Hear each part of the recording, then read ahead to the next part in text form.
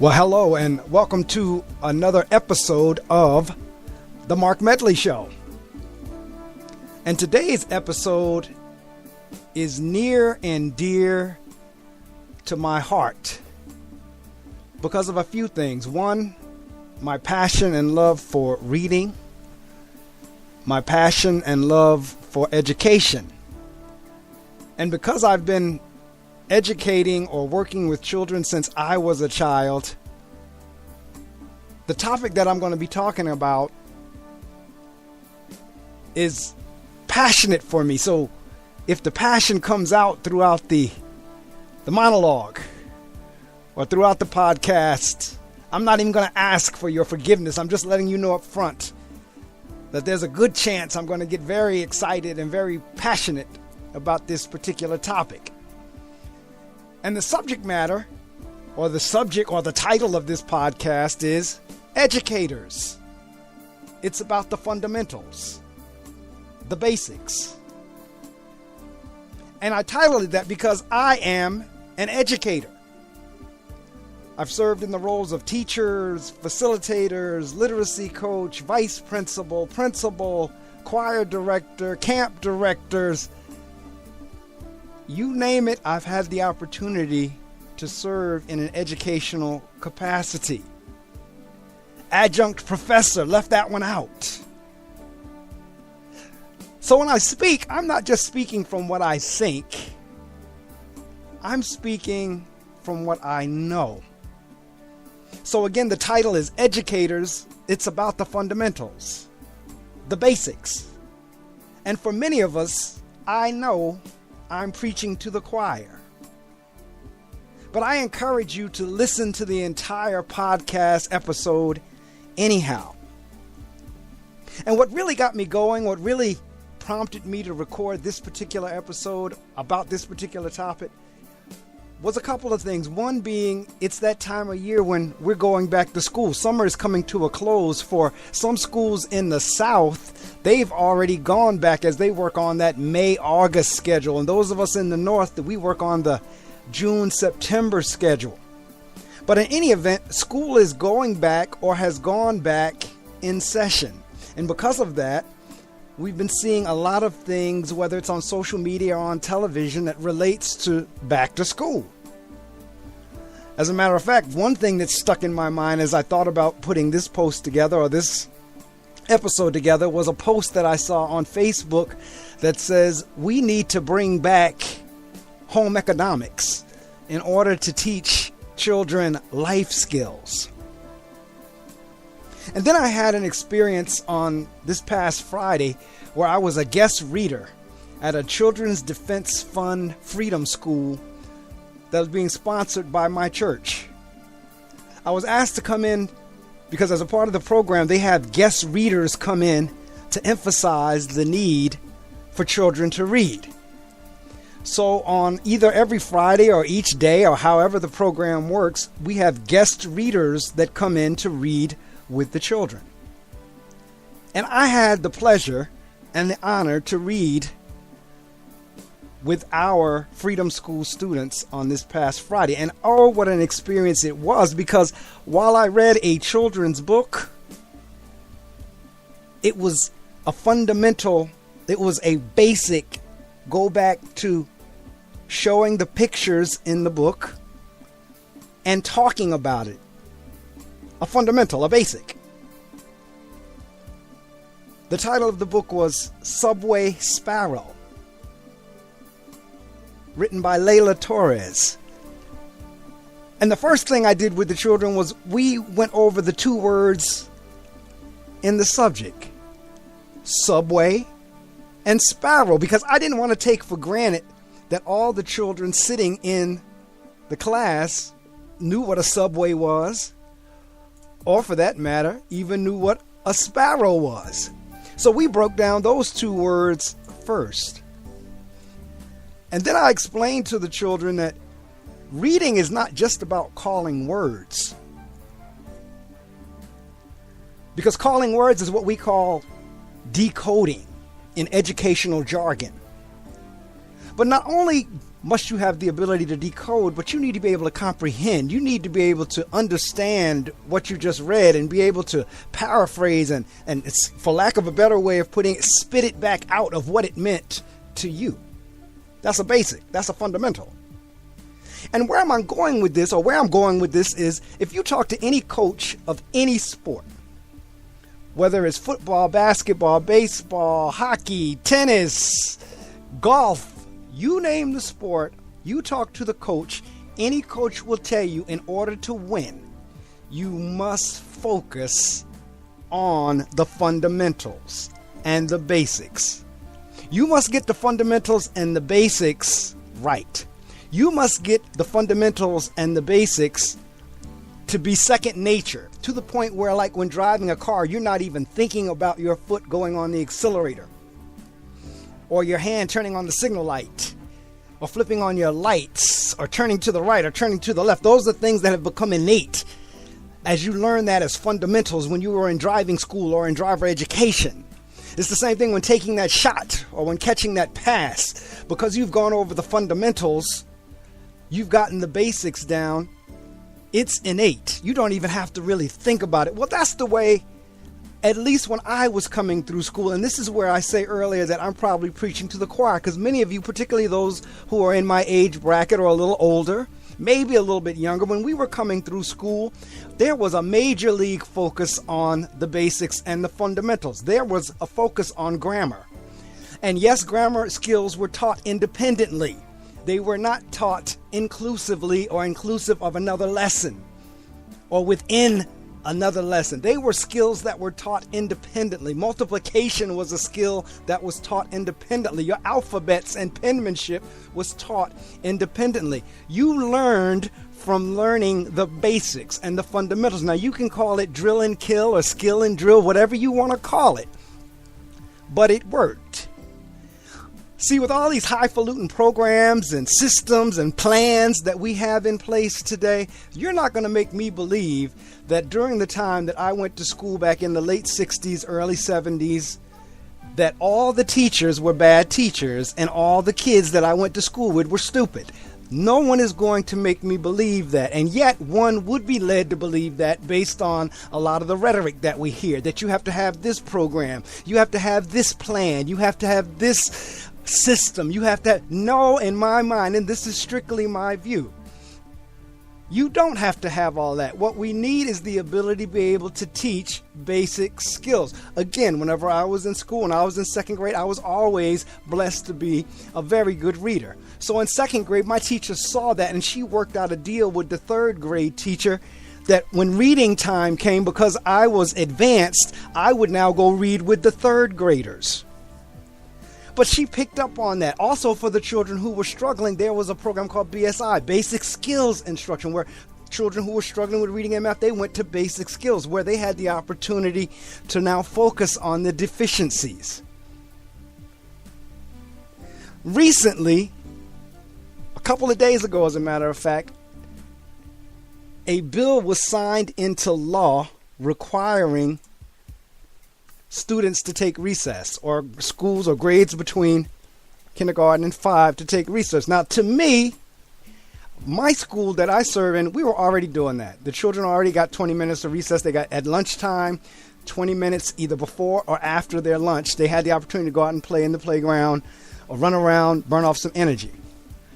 And I did not agree much of anything with Governor Christie, if anything at all. However, I heard his commentary in terms of this recess bill as to why he didn't sign it. He said he thought it was silly. Now, I don't necessarily know his mindset, but just thinking in terms of the fact that we would have to have a law for recess, I can kind of understand where he might have been coming from. That, in other words, recess is a no-brainer. Again, when I was in school in the late 60s, 70s, recess, we all knew we were going to get recess. We didn't have to have a law that said we had to go out for recess. That was a no-brainer. That was common sense. That was a part of the everyday curriculum, the part of the everyday schedule. We had recess. But now we've gotten to the point where a law had to be made in order for children to have recess. Now, I'm grateful and thankful that the new governor, Governor Murphy, did sign it. it is what it is. But I don't necessarily think we ought to have to require that. We should have known that already. This is going back to those basics and fundamentals. To me, recess is a basic. Recess is a fundamental.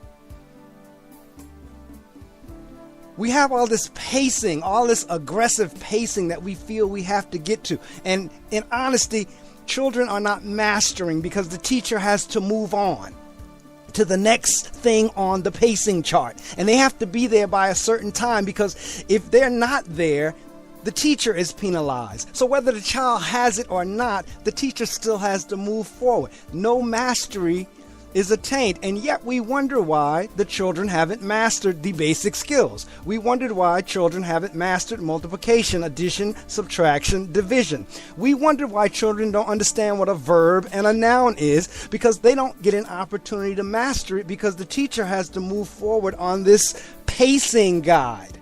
Again, we need to go back to the basics. That post was absolutely right on social media. Now, I understand it's 2018, and I understand that we can't do things maybe the way we did in the 60s or the 50s. But at the same time, the same way the models of cars have changed, the basic principles of a car moving has stayed the same. The basic principles of a car moving forward with an engine and with gasoline, and when you put it in drive, those principles are still the same regardless of what model of the car that you're driving. Regardless of how the shape or the form has changed, driving is still driving. The moving of the vehicle, the principles are the same. It's the same thing in education. Multiplication is multiplication. Addition is addition. Subtraction is subtraction. Division is division. A noun is a noun. A verb is a verb. A gerund is a gerund. We have gotten away from the things that really educated students. Everything that we do now, or too much of what we do in education now, is a distraction.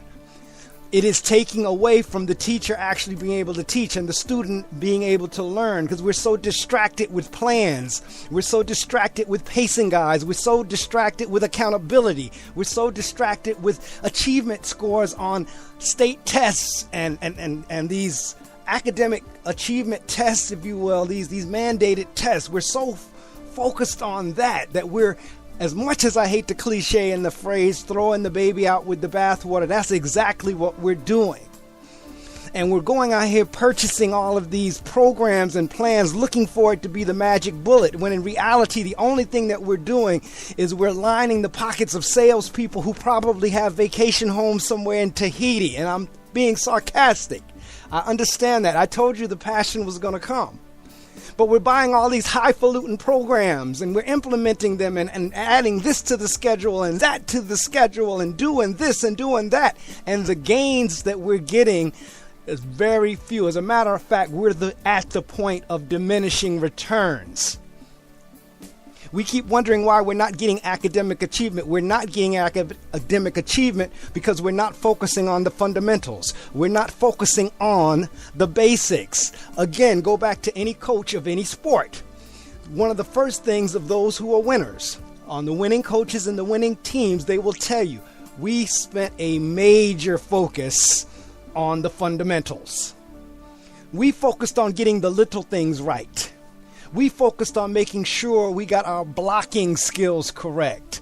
We made sure we had our stance in the batting cage correct. We made sure that the third baseman knew where to go if the ball was hit here. We knew that the pitcher knew how to go cover first base if the first baseman got pulled off first base. We worked on the fundamentals of the game. Unfortunately, in education, we've lost being, or shall I say, focusing on the fundamentals. We've taken out, in many cases, penmanship, and folks wonder why children can't write. We've taken out other focus things that you wonder, why doesn't the child have that? And then what we do is we go into this loop. We take out all the fundamentals and the basic skills, wonder why the child doesn't have it, and then we put them back, but now it's put back in some program that we had to buy to put back what was already there. The passion is here on this one. Because as I said, I've been working with children since I was a child myself. And I'm going to reiterate and repeat that no one is going to make me believe that the teachers that we had back in the late 60s were bad teachers or had bad teaching practices. And no one is going to make me believe that every child that I went to school with was stupid, that I was the exception. That I don't believe. Now, I may be bright, but I don't believe I was the exception. I believe there were other bright children out there as well, and I believe there were some other fantastic teachers as well. As a matter of fact, for the most part, folks who are successful today were taught in that manner during that time frame. Take a look. I mean, before we got into all of this test scores and mandated tests, take a look. People learned. People learned how to multiply. I see children every day, and it's not for the lack of trying on the teacher's part. I see children every day who struggle with multiplication. And it's not for lack of trying to help them understand the concept of multiplying. But it's the manner in which we're trying to get, and the speed in which we're trying to get the child to learn it, and he or she does not get an opportunity to master it. And then we wonder why they didn't master it. And we won't even get for those areas that have lack of support at home. We won't even touch on that because that's a whole different episode in and of itself. But if you combine some of these distractions that we're getting in the school with some of the lack of support in the home for whatever reason, whether parent is not there, parent is working, parent don't understand the new math or the new language arts or whatever it is, when you combine that, then you can get a better understanding of why we're not getting the academic achievement levels that we're looking to get. Yes, it's easy to blame the teacher. It's easy to blame the principal. It's easy to blame the assistant superintendent. It's easy to blame the superintendent. It's even easy to blame the parent. But it's not any one that is to blame. It's systemic. The methodologies and the things that we used back in the day, as they say, were not all bad. Having those green cursive letters displayed around the classroom and having the students practice making the letter A, whether it was in print or in cursive. Something went to that. Having a child constantly practice 2 times 2 equals 4. Looking in the back of that old black and white composition notebook at the times table chart. There was something to that. Having a child be able to identify the verbs and the nouns and the punctuation marks in a sentence. There was something to that. And yet, we are constantly throwing more and more programs, more and more purchased or designed programs to do something that really is, for the most part, a fundamental or a basic. I could not agree with the coaches more. Whether it's the coach of a football team, a basketball team, because I guarantee you, if you talk to Bill Belichick, whenever coach of the Pittsburgh Steelers, Chuck Noll, when he was alive, if you talk to Phil Jackson, if you talk to Rick Pitino, if you talk to the former coach of the Lakers, if you talk to any of these championship coaches, talk to Tony Dungy, talk to any of these winning coaches, and they will tell you without a doubt, we got to where we got to because we focused on the basics. Nothing fancy. We focused on the fundamentals. Nothing highfalutin. We focused on the things that mattered. And we did not allow distractions to get to us. See, the sad part is many of us, most school districts, have this slogan, children first. But truth be told, if we get right down to it, it's not children first, it's money first. Let's get real. It's money first. Because children first is about focusing on the basics. Children First is about focusing on the whole child. Children First is about being less concerned about a test score. And I've given you the reasons why in many instances those test scores are not where we would like them to be. I could go on, but I won't. And for those of you who've been following my social media sites, I had already whet your appetite by letting you know that this particular episode was coming. And that experience that I had working with those students at the Freedom School is what reaffirmed for me once again that if we would just focus on the basics, because those children, they responded to my questions. They had dialogue with me. They had conversation with me. They were able to go through Subway Sparrow and by the time I was done, really had an understanding of what the book was about. As a matter of fact, Layla Torres did a masterful job of weaving in 2 languages. She wove in Spanish as well as Polish. And she helped the kids understand that on the subway, you'd have a diverse group of people riding that train at any given time. And the students picked up on that. I didn't have to tell them. They were able to pick up on that. But see, there's a way to do that. Our children in and of themselves, they are not dumb. Like the children that I went to school with back in the 60s. They were not dumb. But again, as I said, if you were to get into the rhetoric, if you would read a lot of the articles, if you would talk to a lot of the folks that are the gurus of education, you would think we were all stupid. You would think all the children, all the teachers at that time, during that time frame, that they were all horrid teachers. That's not the case. I understand times have changed. I understand we have to take different approaches. But regardless of the times changing, regardless of the different approach, the basics, the fundamental, the principles are still the same. If you've listened this far, thank you so much. This has been Mark Medley. You can catch me live on Saturdays from 6 to 9 a.m. as I web stream around the world on gobrave.org. If you're in the northern New Jersey area, I'm on FM radio, 88.7 FM. And you can follow me on Twitter, Mark Medley Show, Reading Circle 01, Think Critical 01. I also have a blog post, or shall I say a blog, where I post in called The Critical Thinker. You can find me there too. As a matter of fact, I may do something on that blog along these same lines about us going back to the basics. The opinions are of my own and don't necessarily reflect the opinions or the thoughts of my employers. They are strictly my own. However, I don't believe, as an educator, I'm by myself. Thanks again for listening. Have a great day, morning, evening, whenever you might be listening to it.